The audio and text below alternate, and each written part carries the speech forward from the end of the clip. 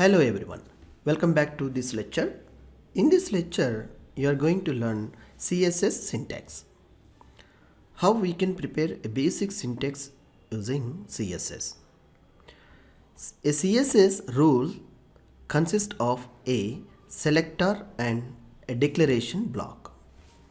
See in this video, here in the particular screen, h1 tag from HTML we are choosing here as a selector, and the declaration part, open and end curly braces, it's displaying here.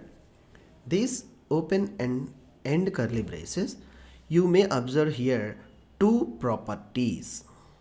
One is color property following with the colon, and another one is margin property. So making the margin and creating in color, we are taking two properties. These properties are reserved keywords from CSS. So once we need to get some color to applying some font or text, we need to use the color property.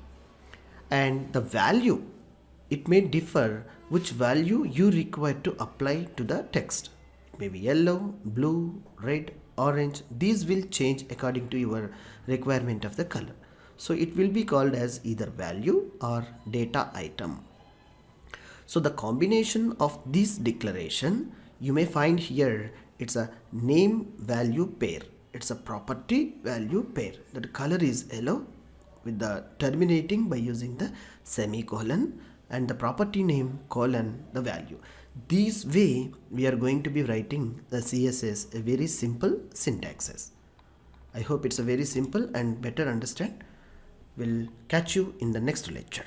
Thank you.